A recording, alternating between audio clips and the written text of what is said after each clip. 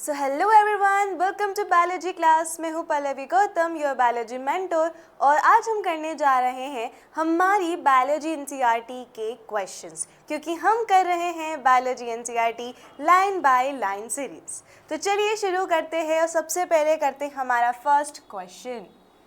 तो देखिए, सबसे पहले क्वेश्चन क्या कहना चाहता है उसको समझते हैं कि why are living organism classified. क्यों लिविंग ऑर्गेनिज्म को क्लासिफाई किया जाता है। देखो, बहुत सिंपल सा है, हमने चैप्टर पढ़ा है, हमें पता है लिविंग ऑर्गेनिज्म क्या होते हैं, क्लासिफिकेशन क्या होता है।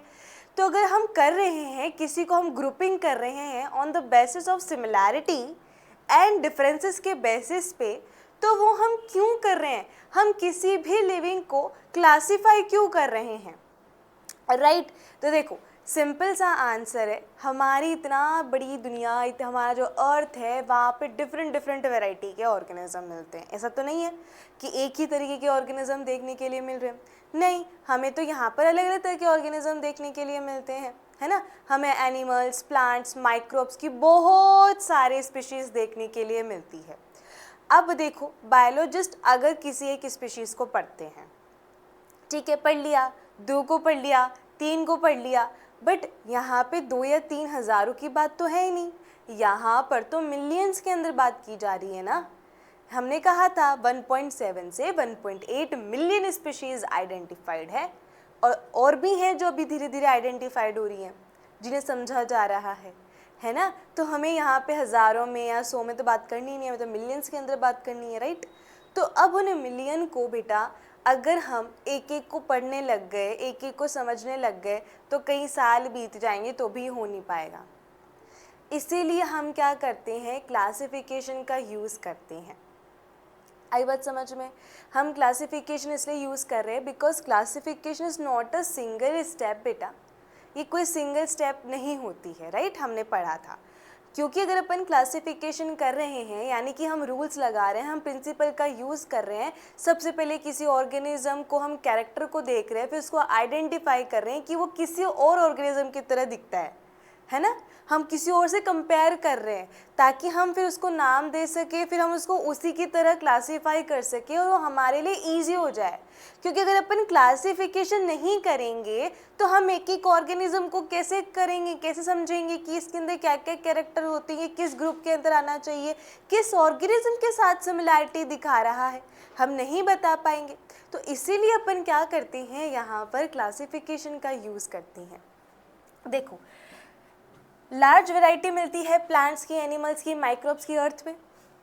अब ये सब एक दूसरे से बहुत अलग होते हैं, साइज, शेप, कलर, हैबिटेट और दूसरे कैरेक्टर्स के अंदर। As there are million of living organism है बेटा, हमने पढ़ा था 1.7 से 1.8 मिलियन जो हैं वो क्या हैं, आइडेंटिफाइड हैं।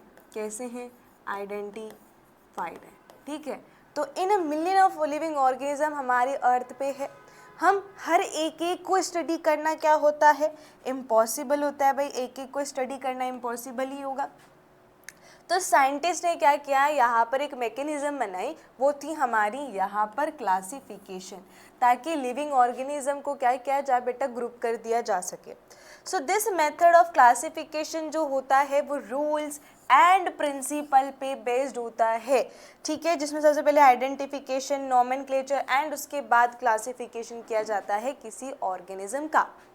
तो ये वाला बात तो समझ में आई। चलो इसको अपन एक यहाँ पर एग्जाम्पल से समझने की कोशिश करते हैं। देखो, हम जा रहे थे, मतलब एक बायोलॉजिस्ट था, वो जा रहा है, उसको जंगल जा रहा है, उसको जंगल में ना एक अलग तरीके का ऑर्गेनिज्म दिखा, ठीक है, वो कुछ इस तरीके से था, ठीक है, इस तरीके से उसको कोई ऑर्गेनिज्म मिला। उसने सबसे पहले क्या करा, उस ऑर्गेनिज्म को देखेगा कि यार ये कैसा दिखता है, ये क्या फीचर शो कर रहा है, इसके पास कितने लेग हैं, बॉडी कवरिंग कैसी है, बॉडी कवरिंग कैसी है। तो सबसे पहले उसने जो काम किया वो है उसका कैरेक्टर देखने का। तो सबसे पहले वो उसके कैरेक्टर को देखेगा। जब कैरेक्टर देख लिए फिर वो कहेगा कि ये जो मुझे नया ऑर्गेनिज्म मिला है ये तो मुझे ओल्ड इंसेक्ट की तरह दिखाई दे रहा है, ये मुझे ओल्ड इंसेक्ट, कोई इंसेक्ट होगा ठीक है पहले, तो उसकी तरह दिख रहा है ये, ठीक है, ये ओल्ड वाला है जो पहले ही आइडेंटिफाइड हो चुका है ना, तो ये उसकी तरह दिख रहा है भैया। हमने सबसे पहले कैरेक्टर देख ली, उसके पास ये फीचर है। फिर हमने कहा कि अरे यार ये तो ना जो पहले था ना अपन ने आइडेंटिफाई किया था, ये तो उसकी तरह दिखाई दे रहा है ना, जो पहले से ही था, जिसको अपन ने पहले पहचान चुके हैं। मान लो ये कॉकरोच है, कुछ और है, कोई और इंसेक्ट है, तो ये उसकी तरह दिखाई दे रहा है। तो अपन ने जो सेकंड स्टेप करी वो है उसका आइडेंटिफिकेशन। तो सबसे पहले कैरेक्टर लिखे, फिर अपन ने आइडेंटिफाई किया कि हाँ ये इसकी तरह दिखाई दे रहा है। अब ये तो अपन ने पता कर लिया कि बहुत सारे कैरेक्टर से दिखा रहा है। अब अपन यहाँ पे क्या करेंगे, सेकंड थर्ड स्टेप के अंदर अपन इसको नोमेनक्लेचर करेंगे। नोमेनक्लेचर का मतलब क्या होता है बेटा, यहाँ पर साइंटिफिक नेम दे देना। क्या करना, साइंटिफिक या बायोलॉजिकल नेम दे देना। तो हम इस नए वाले को क्या करेंगे, यहाँ पे साइंटिफिक नेम देंगे जो भी पूरे रूल से फॉलो होता है, ठीक है, तो साइंटिफिक नेम देंगे। इसके बाद हम फोर्थ स्टेप यहाँ पर क्या कर देंगे बेटा, क्लासिफिकेशन कर देंगे। अब क्लासिफिकेशन क्या होता है, ये आज क्या हो रहा है इसको, तो क्लासिफिकेशन क्या होता है, क्लासिफिकेशन एक ऐसा मेथड होता है जिसके अंदर ग्रुप किया जाता है ऑर्गेनिज्म को, जो सिमिलर होती हैं उनको एक ग्रुप में रख दिया जाता है, और जो डिफरेंट होते हैं उनको अलग अलग ग्रुप में रख देते हैं। वैसे ही हम यहाँ पर क्लासिफिकेशन करने जा रहे हैं इस नए ऑर्गेनिज्म का। अब देखो क्या करेंगे भाई, मुझे पता है कि उसकी तरह दिखता है और उसका पहले ही क्लासिफिकेशन कर चुके हैं, तो अब अपन क्या करेंगे, जो पूरा था ना किंगडम फाइलम ये सब कुछ था, हम सब उसके अंदर डालते जाएंगे कि इतने कैरेक्टर मिल रहे हैं, तो ये भी किंगडम क्या होगा हमारा, एनिमेलिया, क्योंकि उसकी तरह शो करा और वो एनिमल है, ये भी एनिमल है तो एनिमेलिया आ जाएगा।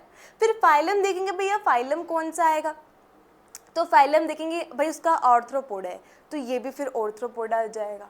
वो इंसेक्टा है, फिर इसका भी इंसेक्टा रख देंगे, क्योंकि फीचर शो हो रहे हैं सेम, तो अपन सेम ग्रुप के अंदर रखते हुए जाएंगे तो वो इजी होगा या नहीं। हमें उस ऑर्गेनिज्म के बारे में सबसे समझ में आया कि नहीं, बिकॉज ऑफ क्लासिफिकेशन, ठीक है ना। तो यहीं पे लिखा हुआ है देखो कि बेस्ड ऑन सर्टेन प्रिंसिपल कोई ऑर्गेनिज्म मिला, वो आइडेंटिफाई किया गया as a insect, it will be given a scientific name, उसको आप साइंटिफिक नेम दोगे, ग्रुप करोगे with similar organism. This various group of taxon जो होते हैं इंक्लूड होते हैं बेटा organism on the basis of similarities and the differences. तो देयरफॉर बायोलॉजिस्ट क्लासिफिकेशन जो है वो हेल्प करता है रिवेलिंग के अंदर रिलेशनशिप बिटवीन द ऑर्गेनिजम्स, ठीक है। तो हमें पता चल गया नहीं इनके बीच में रिलेशनशिप तो है कुछ ना कुछ, थोड़े बहुत तो अलग है, स्पीशीज तो अलग है, बट बहुत ज़्यादा सिमिलरिटी दिखाई दे रही है, यानी कि इनके बीच के वो रिलेशन को बता रहा है कौन, classification. It also help making study to organism easy और ऑर्गेनाइज्ड। अगर आपको कोई चीज़ तरीके से मिल रही है, ठीक है, तो वो आपको हेल्प करेगी ना, उसको समझने में ईजी होगा कि नहीं होगा। अगर आपको गिनती या अपना रूम जो है सिस्टमेटिक तरीके से मिलता है तो वो आपको अच्छा होगा, आपको सब चीज़ें मिल जाएगी, बट अगर वो अनऑर्गेनाइज्ड होगा, सब चीज़ें उथल पुथल रखी होंगी, तो आपको अपनी चीज़ मिलने में दिक्कत होगी, वो ईजी नहीं होगा, वो ऑर्गेनाइज्ड नहीं होगा, है ना। तो इसी तरीके से अपन क्या कर रहे हैं, लिविंग ऑर्गेनिज्म का क्लासिफिकेशन करते हैं जो उनको स्टडी करने के अंदर अच्छा ईजी होता है, ठीक है। तो इतना अपने को फर्स्ट क्वेश्चन समझ में आ गया, ये उसका आंसर था। आई होप ये वाला फर्स्ट क्वेश्चन तो कोई डाउट नहीं होगा, ठीक है। तो चलिए आ जाइए देखते हैं हमारे सेकंड क्वेश्चन को, ये क्या कहता है कि why are the classification system changing every now and then. ये कह रहा है क्यों क्लासिफिकेशन जो है वो चेंज होता रहता है, क्यों चेंज होता रहता है भाई। देखो चेंज होना प्रकृति का नियम है, प्रकृति कहती है अगर आप अपने अंदर चेंजेस लेकर आ रहे हो तो आपको सेलेक्ट कर लेंगे, अदरवाइज आपको रिजेक्ट कर देंगे। ये सिंपल सी बात हमारी नेचर कहती है। अब यही चीज़ हम यहाँ पर लगाने जा रहे हैं। चलो इसको एक एग्जाम्पल से समझते हैं, जैसे कि ये आपका व्हाट्सएप का फीचर। अब हर बार क्या होते हैं, व्हाट्सएप के नए नए फीचर्स आते हैं, तो पुराने वाले फीचर से काम नहीं चल सकता, हमें नए फीचर्स की ज़रूरत होती है। तो इसी तरीके से क्या होता है, हमारे वर्ल्ड के अंदर अलग अलग स्पीशीज़ आइडेंटिफाइड होती है जो बहुत अलग अलग कैरेक्टर दिखाती है। ऐसा तो नहीं है कि अगर 1.7 से 1.8 इतनी ही है तो इससे ज़्यादा नहीं हो सकती। नई नई स्पीशीज़ और भी तो मिल रही है जिन्हें अभी पढ़ा नहीं गया है, धीरे धीरे मिल रही है ना। तो वो बहुत अलग अलग फीचर्स दिखाती हैं, बहुत अलग कैरेक्टर दिखाती हैं। तो वो कहती है यार तुम मैं इतना अलग फीचर दिखा रही हो, तुम मुझे पुराने वाले क्लासिफिकेशन में भेज रहे हो, तो ये तो सही नहीं हो सकता ना, ये तो फिट ही नहीं हो सकता। ठीक है, क्योंकि आप नए कैरेक्टर वाले को पुराने क्लासिफिकेशन के अंदर कैसे डाल सकते हो, राइट। तो वो नहीं हो सकता, इसीलिए हमें क्या करना पड़ता है बेटा, क्लासिफिकेशन के अंदर चेंज करने पड़ते हैं। तो million of plant animals micro organism हमारी अर्थ पे मिलते हैं। May of this have been identified by the scientist, ठीक है, वाइल मेनी नई स्पीशीज ऐसी हैं जो अभी भी डिस्कवर की जा रही हैं हमारे वर्ल्ड के अंदर। So therefore to classify this new discovered species, तो इन न्यू डिस्कवर्ड स्पीशीज को जब क्लासिफिकेशन करना है तो हमें नए क्लासिफिकेशन सिस्टम की ज़रूरत होती है। इसीलिए क्या किया जाता है, नए नए हमें चेंजेस लेकर आने होते हैं इन द क्लासिफिकेशन। सो ये क्रिएट करता है requirement to change existing system to classification. ये नई स्पीशीज़ के नए कैरेक्टर अलग फीचर क्या करते हैं, रिक्वायरमेंट लेकर आते हैं कि जो अभी का क्लासिफिकेशन है उसके अंदर चेंज किया जाना चाहिए। आगे बात समझ में और क्लियर करूँ। देखो हर जनरेशन क्या होती है, अलग अलग होती है। अभी जेन जी आई है, जेन जी बहुत अलग है, अभी जेन अल्फा आ रहा है ना, ये जेन बीटा अब आएंगे, तो जेन बीटा हमसे बहुत अलग होंगे। तो हमको जब उनकी तरफ देखना है, हमें नेक्स्ट जनरेशन में जाना पड़ेगा, हमें उन्हें समझना पड़ेगा, हमारे अंदर चेंजेस लेकर आने पड़ेंगे। तो ये चेंजेस लेकर आने पड़ते हैं क्योंकि जब एक नई स्पीशीज़ मिल रही है, वो अलग कैरेक्टर दिखा रही है भाई, वो पुराने के अंदर एडजस्ट नहीं कर सकती, आप उसको रख ही नहीं सकते हो, वो अलग दिखा रही है, आप पुराने में डाल रहे हो, नहीं। तो इसलिए हमको क्या करना पड़ता है, चेंज करना पड़ता है। बहुत सिंपल था, ठीक है। आज हम यहाँ पे थर्ड क्वेश्चन पे समझते हैं कि क्या कह रहा है कि what different criteria would you choose to classify people that you meet often. आप कौन सा एक अलग क्राइटेरिया आप यहाँ पर लोगे जिसकी वजह से आप उनको क्या कर सको, क्लासीफाई कर सको। जिन लोगों से आप मिले हो तो आप क्या क्राइटेरिया लोगे उनको क्लासीफाई करने का। भैया मैं तो टीचर हूँ, मैं तो अपनी क्लास का ही एग्जाम्पल लूँगी यहाँ पर, ठीक है, क्योंकि अपन पढ़ रहे हैं क्लासिफिकेशन तो बहुत ऑर्गेनाइज तरीके से बना ही लेते हैं इसको यहाँ पर, ठीक। आ जाओ। तो ये रहा हमारा बॉक्स, नहीं ये रही हमारी क्लास। क्या दिख रहा है आपको, ये क्लास या बॉक्स? क्लास है ये, ठीक है। तो मैंने कहा कि ये क्लास है और इस क्लास के अंदर क्या है, 40 स्टूडेंट्स हैं। कितने हैं? 40 स्टूडेंट्स हैं। ये मुझे मिल गए। अब मेरा काम है इनको क्लासीफाई करना, बिकॉज उसने क्वेश्चन में कहा गया है कोई अलग क्राइटेरिया लो और आप इनको क्लासीफाई करो। अब क्लासीफाई में बेटा अगर मैं यहाँ पे बात करें तो अपन करते क्या है क्लासिफिकेशन में, बहुत स्पेसिफिक होते हुए जाते, हाँ या ना? हम बहुत स्पेसिफिक होते जाते हैं या नहीं? हम किंगडम से स्पीशीज़ की तरफ जाते हैं तो हम क्या होते जाते हैं, बहुत ज़्यादा स्पेसिफिक होते जाते हैं, बहुत ज़्यादा स्पेसिफिक होते जाते हैं, ठीक है। अब यहाँ पे हमको क्लासीफाई करना है तो सबसे पहले मेरे को क्या लेना पड़ेगा, कोई ना कोई क्राइटेरिया लेना पड़ेगा जिससे मैं इसको क्या कर सकूँ, यहाँ पे क्लासीफाई कर सकूँ। तो मैं पहला ले रही हूँ on the basis of sexes, ठीक है। मैं इनको जेंडर के बेसिस पे क्या कर रही हूँ, क्लासीफाई कर रही हूँ। 40 स्टूडेंट है, मेरे पास एक रूम है, उस रूम में 40 बच्चे हैं, उनको मैं क्लासीफाई कर रही हूँ। और पहला क्राइटेरिया मैं यहाँ पर सेक्स ले रही हूँ, तो मैं यहाँ पे क्या करूँगी, गर्ल्स का एक ग्रुप बन जाएगा और बॉयज़ का एक ग्रुप बन जाएगा कि गर्ल्स तो यहाँ पे अपन ने क्या कर दिया, इनको कर दिया ग्रुप। अब दूसरा जो अपन क्राइटेरिया लेने जा रहे हैं वो अपन ले लेंगे इनका नाम, कि नाम के बेसिस पे कर देंगे, on the basis of name, ठीक है। अल्फ़ाबेटिकली अरेंज कर सकते हैं, जैसे कि अपन ने यहाँ पे ले लिया बेटा आक्षी ले लिया, ठीक है, बबीता ले लिया, फिर यहाँ पे पारुल ले लिया, फिर वापस से पारुल नाम की, भाई पॉसिबिलिटी है कि एक से ज़्यादा मतलब सेम नाम वाले हो सकते हैं एक क्लास के अंदर, 2 या 3 लड़कियों का सेम नेम हो सकता है ना। तो अपन ने यहाँ पे लिख दिया भैया पारुल नाम की यहाँ पे 3 लड़कियाँ हैं, ठीक है। उसके बाद अपनी यहाँ पर हो गई जोया। इसी तरीके से लड़कों का नाम भी होगा भाई, जो मुझे नाम याद आ रहा है मैं वो लिख रही हूँ, अक्षय, ठीक है। अब क्या लिखें यहाँ पे, चेतन, चेतन, ठीक है। फिर उसके बाद आ जाएगा हर्षित, फिर अपन ने यहाँ पे लिख दिया मैंने यश, ठीक है। तो मैंने यहाँ पे क्या किया, नेम के बेसिस पे क्लासिफिकेशन कर दिया। अब आपको यहाँ पे देख रहा होगा कि भैया अक्षय लगे, बबीता नाम अलग हो गया, तो हमने बहुत स्पेसिफिक कर दिया। बट ये जो 2 नाम सेम थे ये एक ही ग्रुप में हैं। अभी जो सेम नाम वाले होंगे वो एक ही ग्रुप में होंगे। ये पारुल पारुल पारुल 3 पारुल वाले को एक ग्रुप में होंगे और चेतन वाला एक ग्रुप में होगा। तो एक ग्रुप में 3 बच्चे, एक ग्रुप में 2 बच्चे। अब आगे ये भी तो हो सकता है कि ना बेटा कि यहाँ इनके सरनेम अलग हो, तो on the basis of surname कर सकते हैं, ठीक है। On the basis of surname कर सकते हैं, ठीक है। जैसे सरनेम कैसे होंगे भाई, एक अगर पारुल है तो पारुल शर्मा होगी, ठीक है। दूसरी पारुल वैष्णव होगी, ठीक है। और एक होगी जो पारुल वापस से शर्मा ही है, ठीक है ना। पॉसिबिलिटी है कि सरनेम भी सेम हो सकता है ना। फिर अगर अपन इधर बात करें तो ये तो हो गया चेतन गौतम और एक हो गया बेटा चेतन शर्मा,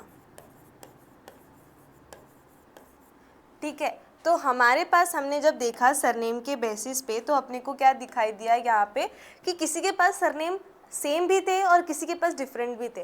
तो जब अपन ने देखा कि क्या है यहाँ पे कि शर्मा शर्मा वाली 2 लड़कियाँ हैं, तो इनका ग्रुप तो क्या हो जाएगा बेटा, सेम हो जाएगा, ठीक है। तो इनका इनको एक ही ग्रुप में रखेंगे, पारुल शर्मा एक ही ग्रुप में रखेंगे। बट यहाँ पे जो चेतन को साथ में रखा हुआ था अब वो डिफरेंट हो जाएंगे, मतलब अलग अलग हो जाएंगे। अब वो एक ग्रुप में नहीं है ना, अब वो अलग अलग हो गए। अब यहाँ पर हमको इसको और स्पेसिफिक करना है, तो और स्पेसिफिक करने के लिए अपन यहाँ पर क्या करेंगे, लास्ट क्राइटेरिया ले सकते हैं, ऑन द बेसिस ऑफ क्या लेंगे बेटा, रोल नंबर। अब ये तो पता है कि सभी का रोल नंबर क्लास में अलग अलग होता है, किसी का भी सेम नहीं होता है। तो फाइनल में हम क्या कर लेंगे, हम ये रूल यूज़ कर लेंगे, यानी कि रोल नंबर को यहाँ पर ले लेंगे जिसमें सभी का अलग अलग होता है। तो भाई जो हमारी पारुल थी शर्मा, वो पारुल शर्मा अलग हो जाएगी, इसका रोल नंबर मानो 17 है। और दूसरी वाली जो पारुल शर्मा थी उस पारुल शर्मा का क्या हो जाएगा, रोल नंबर 18 होगा। तो दोनों यहाँ पे क्या हो गए बेटा, यहाँ पे दोनों का क्या हो गया, अलग अलग हो गई, अलग अलग चली गई। पहले साथ में थी, ग्रुप में थी, लेकिन हमने जब इनको और डिटेल में स्टडी करते गए और डिटेल जाते गए तो हमें पता लगा कि ये 2 अलग अलग हैं, है ना। तो इस तरीके से अपन क्या कर सकते हैं, क्लासिफिकेशन को कर सकते हैं। ये हमारा क्राइटेरिया था, हमने फर्स्ट ले लिया सेक्स, दूसरा ले लिया नाम, फिर ले लिया सरनेम, फिर ले लिया रोल नंबर, इस तरीके से अपन ने किया, ठीक है। तो ये वाला चीज़ समझ में आई। देखो इसके एक्सप्रेशन में देख लेते हैं। To classify a class of 40 student, कि भैया 40 स्टूडेंट की क्लास है, उसको आप क्लासीफाई कर रहे हो ऑन द बेसिस ऑफ, पहला लेते हो यहाँ पे सेक्सेस, ठीक है। तो अपन ने स्टूडेंट्स को यहाँ पे 2 ग्रुप के अंदर डिवाइड कर दिया। कौन कौन से हैं, यहाँ पे हमने 2 मेजर ग्रुप क्या बने, बॉयज़ एंड गर्ल्स। फिर each of this 2 groups can भी अपन फर्दर और क्लासीफाई कर सकते हैं ऑन द बेसिस ऑफ क्या, नेम, ठीक है, नेम के बेसिस पे कर सकते हैं। तो since it is possible that अभी एक से ज़्यादा नाम वाले बच्चे हो सकते हैं जिनका क्या होगा, पर्टिकुलर नेम होगा, तो this name can be further divided on the basis of surname. तो इन नेम को अपन आगे सरनेम के बेसिस पर डिवाइड कर सकते हैं। Since there is still some chance कि 2 से ज़्यादा बच्चों के क्या हो सके, सेम सरनेम हो सकते हैं, इसीलिए फाइनल लेवल ऑफ क्लासिफिकेशन करते हैं जो किस पे बेस्ड होता है बेटा, रोल नंबर पे बेस्ड होता है ऑफ ईच स्टूडेंट। इस तरीके से हम यहाँ पे बहुत स्पेसिफिक होते गए और क्लासीफाई करते गए हैं। Is that clear? ओके। अब यहाँ पर चलते हैं हमारे नेक्स्ट क्वेश्चन के ऊपर। वो कहता है कि what do we learn from identification of individual and population. अब यहाँ पे दो टर्म्स आई हैं, इंडिविजुअल एंड पॉपुलेशन। अब देखो ये क्या होता है। चलो सबसे पहले बात करते हैं हम इंडिविजुअल की, कि इंडिविजुअल क्या होता है। तो देखो इंडिविजुअल का मतलब सिर्फ एक ऑर्गेनिज्म, ठीक है, वन ऑर्गेनिज्म, वन ऑर्गेनिज्म। जैसे कि मैं एक इंडिविजुअल हूँ, यहाँ पे कोई दूसरा होगा तो वो एक इंडिविजुअल है। एक इंडिविजुअल, एक ऑर्गेनिज्म को अपन क्या कहते हैं, इंडिविजुअल। सिर्फ एक की बात कर रहे हो तो उसको अपन बोलते हैं इंडिविजुअल। जैसे कि वन टाइगर, वन काउ, तो ये अपना क्या हो जाता है, इंडिविजुअल। लेकिन वहीं पर अगर अपन बात कर रहे हैं पॉपुलेशन की, तो पॉपुलेशन क्या होती है, कोई बताएगा कि पॉपुलेशन क्या होती है। तो पॉपुलेशन का मतलब होता है, देखो अब अपन यहाँ पे लिखते हैं कि पॉपुलेशन क्या होती है। तो ये है group of same species. Same species का ग्रुप को हम क्या कहते हैं, पॉपुलेशन कहते हैं। यानी कि सेम स्पीशीज का ग्रुप जो पर्टिकुलर एरिया पे प्रेजेंट होता है, particular area, present at particular area and a particular time, उसको अपन कहते हैं पॉपुलेशन। जैसे कि एक इंडिविजुअल मैं हूँ, आई एम ह्यूमन बीइंग, तो ह्यूमन की पॉपुलेशन यानी कि एक ही तरीके के स्पीशीज़ का ग्रुप, उसको अपन क्या कह रहे हैं, पॉपुलेशन कह रहे हैं। जैसे कि कोटा की पॉपुलेशन, कोटा में इंसानों की पॉपुलेशन, कोटा में काऊ की पॉपुलेशन, कोटा में पिकॉक की पॉपुलेशन, तो वो क्या हो जाता है, पॉपुलेशन। पॉपुलेशन सेम इंडिविजुअल का ग्रुप। जैसे कि काऊ है, अब वो काऊ कोटा के अंदर कितनी गाय है, तो उनको हम क्या कहेंगे, population in Kota. Particular area होना चाहिए, पर्टिकुलर टाइम पे होना चाहिए। जैसे 2024 में इतनी पॉपुलेशन है, 2025 में इतनी थी, 2026 में अभी इतनी है, तो वो क्या होता है बेटा, पॉपुलेशन उसको कहते हैं। तो यहाँ पे अपन से जो क्वेश्चन पूछा जा रहा है कि जब आप किसी इंडिविजुअल का और पॉपुलेशन का आइडेंटिफिकेशन करते हो तो उससे आप क्या समझते हो। आइडेंटिफिकेशन करने का मतलब कि अपन उसके क्या कैरेक्टर देख रहे हैं। देखो जब आपने किसी इंडिविजुअल को क्या किया, आइडेंटिफाई किया, जैसे अपन टाइगर को आइडेंटिफाई करेंगे तो क्या कहेंगे कि टाइगर के पास है ना स्ट्राइप्स होती हैं, ब्लैक कलर की स्ट्रिप्स होती हैं, धारियाँ होती है उसकी पूरी बॉडी के ऊपर। वहीं पर काऊ जो होती है उसके पास दो हॉर्न्स होते हैं ना, दो सींग उस काऊ के पास होते हैं। इस तरीके से अपन और फीचर देखते जाएंगे देखते जाएंगे देखते जाएंगे। वहीं पर अगर अपन पॉपुलेशन की बात कर रहे हैं, ये तो अपन ने सिर्फ एक एक के अंदर देखा, वहीं पर अगर अपन पॉपुलेशन की बात करेंगे तो जैसे कि मैं बोल रही हूँ कि टाइगर की पॉपुलेशन, टाइगर पॉपुलेशन, तो आप क्या देखोगे कि हर टाइगर में आपको कुछ ना कुछ चेंजेस देखने के लिए नज़र आएंगे। किसी के फेस के अंदर चेंज नज़र आएगा, किसी की आंखों का कलर के अंदर चेंज नज़र आएगा, किसी की तरह स्किन का टेक्सचर आपको अलग दिखाई देगा। तो आप जब एक टाइगर को गौर करके देखोगे, मतलब बहुत सारे टाइगर को गौर करके देखोगे, this is a tiger, tiger, tiger, her tiger के अंदर आपको कुछ ना कुछ चेंजेस नज़र आते हैं। जैसे कि अगर मैं बात करूँ मेन की पॉपुलेशन के बारे में, तो अपन जब अपने आप को देखते हैं, अपने चारों तरफ देखते हैं बहुत सारे लोगों को, तो अपन को हाइट में डिफरेंसेस नज़र आता है, स्किन कलर अलग होता है, ठीक है, हेयर का स्ट्रक्चर अलग होता है, किसी में कर्ली बाल होते हैं, किसी के स्ट्रेट बाल होते हैं। तो जब आप मेन की पॉपुलेशन देखते हो तो आपको क्या दिखाई देता है, स्किन कलर, ठीक है, आई कलर, हाइट, ये क्या नज़र आती है बेटा, डिफरेंट नज़र आती है, डिफरेंट नज़र आती है, ठीक है। तो जब आपने पॉपुलेशन के अंदर आइडेंटिफिकेशन किया तो आपको बहुत सारे चेंजेस नज़र आ रहे हैं, ठीक है, आपको इस पॉपुलेशन के अंदर बहुत चेंज नज़र आ रहे हैं। जब आपने टाइगर को सभी देखा, पॉपुलेशन के अंदर सभी इंडिविजुअल को देखा, तो आपको उसके अंदर भी चेंजेस नज़र आ रहे हैं। अगर आप काऊ की देखोगे तो भी चेंजेस नज़र आएंगे। फिर अगर आपने यहाँ पे बेटा लायन को देखा तो लायन की पॉपुलेशन में भी आपको बहुत सारे चेंजेस यहाँ पर नज़र आएंगे। ये है कि नहीं, ठीक है, बहुत सारे डिफरेंसेस होते हैं, यहाँ पे अपन सही वर्ड लेंगे, डिफरेंसेस होते हैं, ठीक है, डिफरेंसेस होते हैं। इतनी बात समझ में आ गई। लेकिन अगर अपन बात करें दो अलग अलग स्पीशीज़ की, जैसे कि अगर अपन टाइगर की बात करें और लायन के दोनों की स्पीशीज़ की बात करें, तो इन दोनों में बहुत ज़्यादा सिमिलैरिटीज़ है कि दोनों कार्निवोर हैं, दोनों मैमेलियंस होते हैं, लेकिन डिफरेंसेस होते हैं। इसकी बॉडी पे अपने को मेन दिखाई देते हैं, यानी कि हेयर दिखाई देता है, लेकिन जब अपन इसका टाइगर का आइडेंटिफिकेशन करते हैं तो हमें इसमें स्ट्राइप्स दिखाई देती हैं। समझ में आया बात? यहाँ पे क्या कहा जा रहा है कि जब अपन एक इंडिविजुअल की स्टडी करते हैं तो हमें उसके बहुत सारे कैरेक्टर नज़र आते हैं जो हमें उसके बारे में बता रहे हैं कि मेन जो होता है, मेन ऐसा दिखता है तो ये मेन है। काऊ के पास दो सींग होते हैं, एक पूंछ होती है, ये इस कलर की होती है, इस तरीके से खाना शो करती है। तो अपन ने उसको देखा, अपन उसका आइडेंटिफिकेशन किया, तो अपने बारे में उसका पता लगा, तो अपन को एक एक। लेकिन जब अपन ने उसकी पॉपुलेशन को स्टडी किया तो पॉपुलेशन में हमको सेम इंडिविजुअल में अलग अलग वैरायटी देखने के लिए मिल गई कि भाई अपन एक इंसानों की अगर देख लें तो इंसान भी एक दूसरे से बहुत अलग अलग हैं। किसी का स्किन का बहुत अलग है, किसी के हेयर अलग हैं, किसी की हाइट, सब कुछ अलग अलग है। तो पॉपुलेशन पे जब अपन ने स्टडी किया तो भी अपने को बहुत सारे डिफरेंसेस नजर आए। और जब अपने एक पॉपुलेशन का दूसरी पॉपुलेशन के साथ किया, दो अलग अलग स्पीशीज़ की पॉपुलेशन का किया, तो भी हमको कुछ सिमिलैरिटीज़ एंड कुछ डिफरेंसेस देखने के लिए पता चलते हैं। तो अपन यहाँ पे कहेंगे कि the knowledge of characteristic of an individual, उसके एंटायर पॉपुलेशन हेल्प कहते हैं to identification of similarities and dissimilarities. ये हमें क्या डिफ्रेंशिएट करने में हेल्प कर रहा है कि क्या क्या सिमिलर हैं, क्या क्या सिमिलर नहीं हैं अमॉन्ग इंडिविजुअल और between the different type of organism.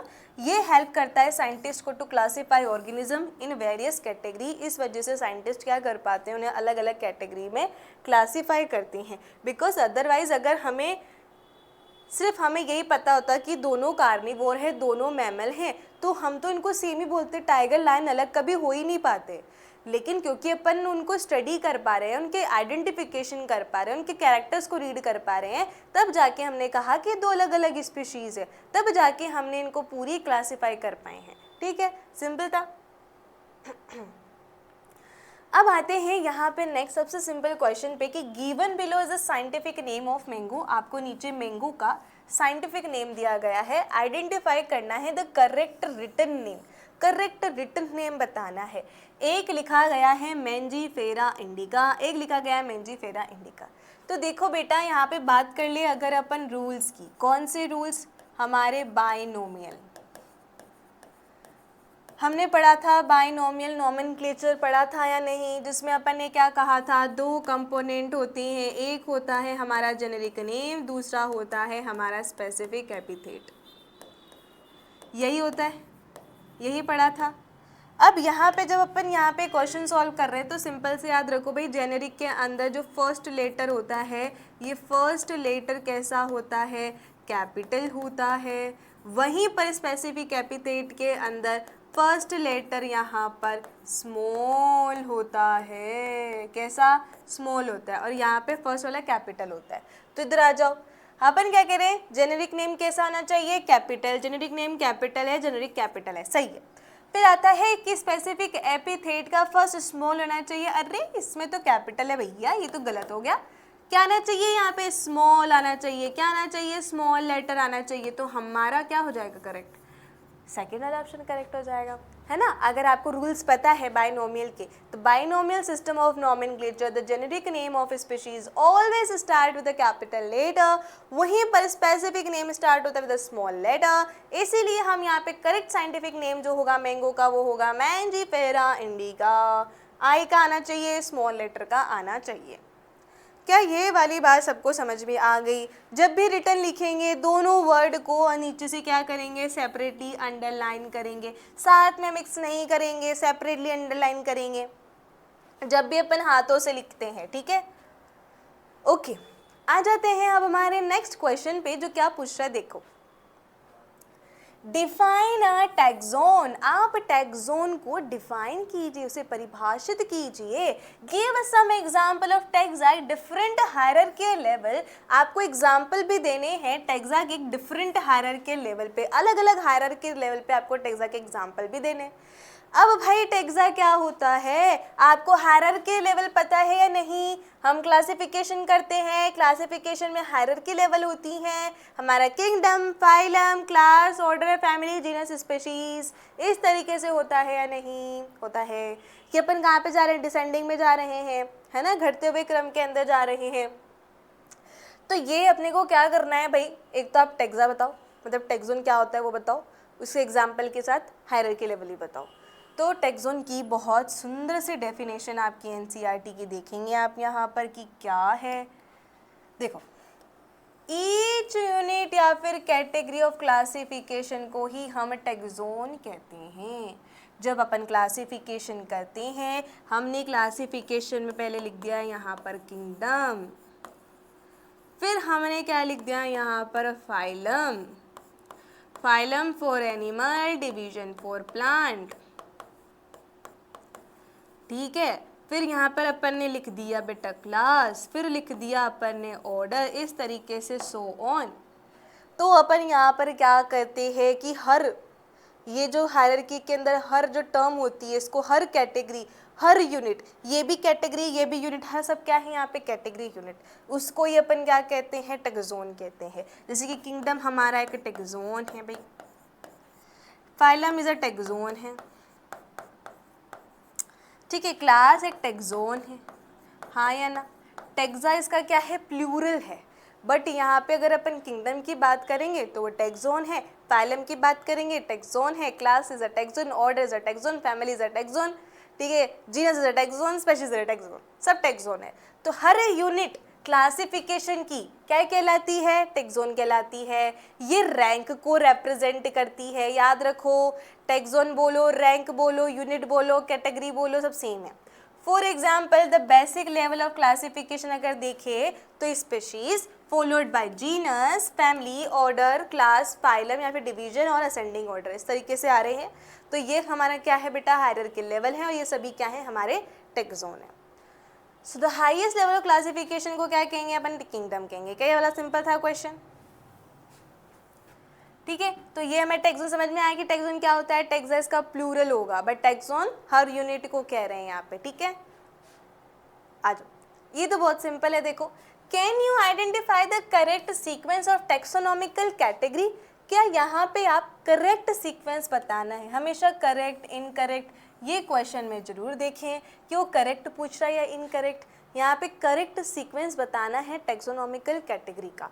तो सबसे पहले खुद लिखो, खुद लिखेंगे तो क्या आएगा? स्पीशीज आएगी, स्पीशीज के बाद कौन आएगा बेटा? जीनस आएगा, जीनस के बाद कौन आएगा? फैमिली आ जाएगी, फैमिली के बाद कौन आएगा? यहाँ पे ऑर्डर आएगा, ऑर्डर के बाद कौन आएगा? क्लास आएगी, क्लास के बाद कौन आएगा? फाइलम आ जाएगा, फाइलम के बाद कौन आएगा? किंगडम आ जाएगा। इस तरीके से हमारा ये सही सीक्वेंस है या नहीं? ये सही सीक्वेंस है या नहीं बेटा? पहले तो ये बताओ। अब देखो, अगर अपन स्पीशीज से किंगडम की तरफ जाते हैं तो ये हमारा कौन सा ऑर्डर हुआ? पहले तो ये बताओ, असेंडिंग हुआ या डिसेंडिंग ऑर्डर हुआ? ठीक है, ये बढ़ते हुए क्रम में जा रहा है बेटा, किसमें? बढ़ते हुए में। तो ये हमारा कौन सा होगा? असेंडिंग ऑर्डर, ठीक है, ये होगा असेंडिंग ऑर्डर में। वहीं पर अगर यहाँ पर बात की जाए किसकी? किंगडम से जब अपन कहाँ पे आते हैं? स्पीशीज की तरफ, तो ये वाला जो होता है इसे अपन क्या कहते हैं? यहाँ पर डिसेंडिंग ऑर्डर, डिसेंडिंग ऑर्डर। तो ये भी याद रखें, असेंडिंग क्या हुआ, डिसेंडिंग ऑर्डर क्या हुआ, ठीक है। तो ये अपना ऑर्डर हो जाता है। अब यहाँ पे करेक्ट सीक्वेंस देख रहा है बेटा, स्पीशीज है, स्पीशीज के बाद ऑर्डर है, फाइलम, किंगडम, ये अपने को अप्रोप्रिएट नहीं लग रहा। अब देखो, जीनस है, उसके बाद स्पीशीज लेकर आ गए, ये तो कभी होता ही नहीं है, ये तो कभी होता ही नहीं है। तो ये तो हमारा क्या हो जाएगा? सिंपल सा गलत हो जाएगा। बी को तो अपन कट्टस कर देंगे। फिर आता है स्पीशीज, जीनस, वाओ सही है, स्पीशीज, जीनस, फिर उसके बाद ऑर्डर है, ऑर्डर के बाद फाइलम है। तो ये मेरे को सही लग रहा है। अब देखो, स्पीशीज है, फिर इतना दूर ऑर्डर पे चला गया, फिर फाइलम पे चला गया, फिर किंगडम पे चला गया। तो मुझे ये ज़्यादा सही नहीं लग रहा, मुझे सी ज़्यादा सही लग रहा है, क्योंकि स्पीशीज, उसके बाद जीनस, उसके बाद अपन को क्या ले रहे हैं यहाँ पर ऑर्डर, उसके बाद फैलम, एक ही को छोड़ के, तो सीक्वेंस वाला सही है। तो अपने पास क्या ऑप्शन सही हो जाएगा, सी ऑप्शन यहाँ पर क्या हो जाएगा, सही हो जाएगा। इसका आंसर क्या होगा, सी, बिकॉज ये हमारा सीक्वेंस है। याद रखेंगे असेंडिंग, असेंडिंग कौन सा होता है, डिसेंडिंग कौन सा होता है। अगर स्पीशीज से बढ़ते बढ़ते बढ़ते किंगडम पे आ गए तो ये हमारा क्या हो जाएगा, असेंडिंग, बढ़ता हुआ। डिसेंडिंग, कम होता हुआ, छोटे की तरफ, यूनिट की तरफ जा रहे हैं। ठीक है, आ जाओ नेक्स्ट क्वेश्चन पे। यहाँ पे पूछा गया है, try to collect all the currently accepted meaning of the word species. यहाँ पे जो वर्ड स्पीशीज है उसको आप क्या क्या मीनिंग से एक्सेप्ट कर सकते हो। Discuss with your teacher the meaning of species in case, अभी भी सुनो, कि in case of higher plant and animals on one hand, on bacteria on the other hand, कि एक हाथ पे आपके हायर एनिमल्स, हायर प्लांट है, वहीं पर दूसरी तरफ बैक्टीरिया है, तो आप इन दोनों के लिए स्पीशीज को कैसे डिफाइन करोगे। तो ये क्वेश्चन पूछा गया। सबसे पहले पूछा गया है, कलेक्ट करना है करेंटली एक्सेप्टेड मीनिंग, आपको मीनिंग बताना है हमारे कौन से वर्ड का, स्पीशीज के लिए। अब देखो स्पीशीज क्या होती है, हमने पढ़ा है biological concept of species, Ernst Mayr. अब देखो क्या था इसके अंदर, कि जब दो सेम स्पीशीज़ के इंडिविजुअल्स होती हैं, जब वो एक परफेक्ट नेचुरल कंडीशन के अंदर इंटरब्रीड करे, तो एक फर्टाइल ऑफस्प्रिंग को प्रोड्यूस करे, तो उसे अपन क्या कहते हैं, स्पीशीज़ कहते हैं। देखो, in a biological term species is the basic taxonomical rank. हमारी स्पीशीज़ बेसिक टेक्सोनॉमिक रैंक होती है। इसे डिफाइन किया जा सकता है एज अ, देखो, group of similar organism that are capable to interbreed under natural condition to produce fertile offspring। दो सेम इंडिविजुअल जो आपस में इंटरब्रीड कर सकते हो, और इंटरब्रीड करने के बाद वो ऐसा बच्चा पैदा कर रहे हैं जो आगे जाके और बच्चा पैदा कर सकता हो, तो उस बच्चे को अपन क्या कहते हैं, फर्टाइल। तो जब दो सेम स्पीशीज के इंडिविजुअल रिप्रोड्यूस करते हैं, इंटरब्रीड करते हैं, तो वो फर्टाइल ऑफस्प्रिंग अगर प्रोड्यूस करते हैं इन अ नेचुरल कंडीशन, तो उसे अपन कहते हैं स्पीशीज। लेकिन अगर यहाँ पे नॉन फर्टाइल यानी कि इनफर्टाइल बच्चा पैदा अगर होता है, तो वो सेम स्पीशीज के नहीं होंगे। तो आपको ये वाली समझ में आई। तो इसे क्या है, biological concept of species. ठीक है, चलो आगे चलो। सो देयरफॉर अब नेक्स्ट डेफिनेशन आती है कि therefore a group of similar individual that are respectively isolated from a species, की भाई एक ही तरीके की स्पीशीज है, लेकिन वो दूसरी जो अलग तरीके की स्पीशीज है उससे रिप्रोडक्टिवली क्या होती है, आइसोलेटेड। जैसे कि पैंथेरा टिग्रिस, पैंथेरा लियो, ये दो अलग अलग स्पीशीज हैं, दोनों रिप्रोडक्टिवली आइसोलेटेड होती हैं, या आपस में रिप्रोड्यूस नहीं कर सकती हैं। अगर इंटरब्रीड कराया भी गया इनको फोर्सफुली अगर अपन ने, तो भी जो बच्चा पैदा होगा वो इनफर्टाइल होगा। तो ये वाली होगी हमारा रिप्रोडक्टिवली आइसोलेटेड।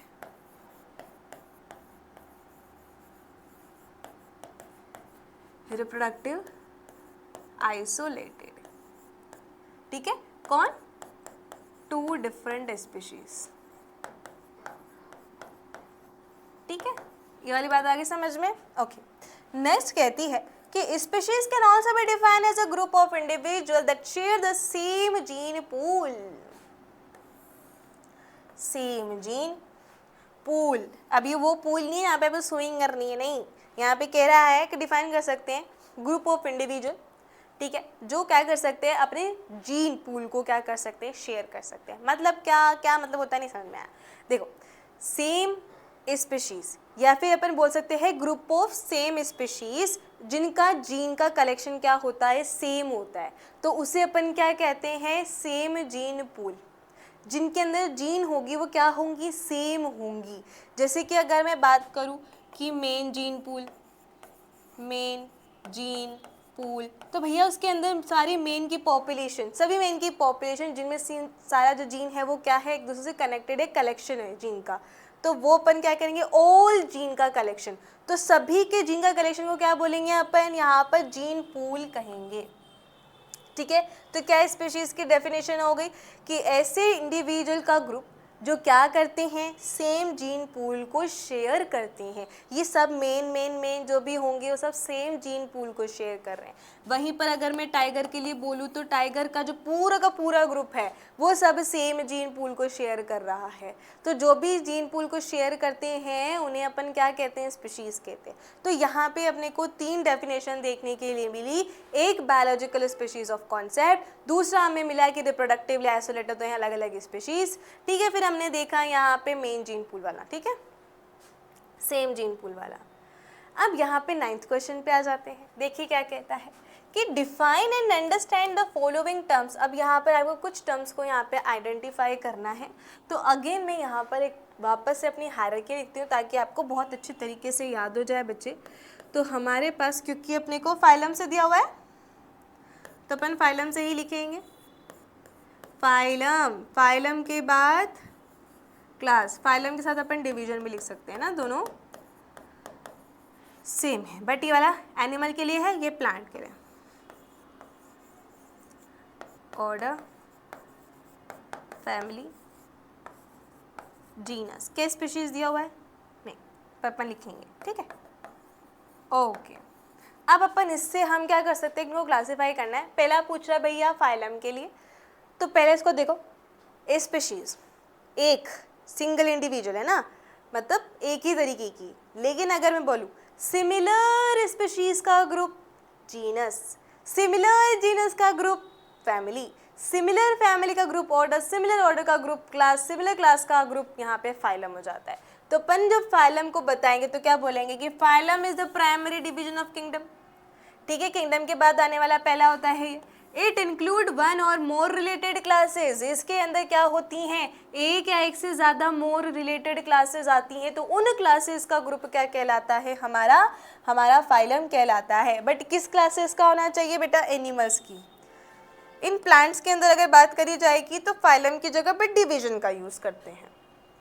क्लास को क्या कहेंगे, क्लास क्या होगी यहाँ पे, कि यहाँ पर क्लास क्या होगी बेटा, ये जो ऑर्डर है इस सिमिलर ऑर्डर का ग्रुप को अपन क्या कहते हैं, क्लास। सिमिलर ऑर्डर के ग्रुप को कहते हैं क्लास। तो देखो, class is a taxonomic group consist of one और मोर रिलेटेड ऑर्डर, वन और मोर रिलेटेड ऑर्डर, उसको अपन क्या कहेंगे। देखो एरो से थोड़ा शायद कंफ्यूजन हो गया होगा, इसको अपन सही करते हैं ना।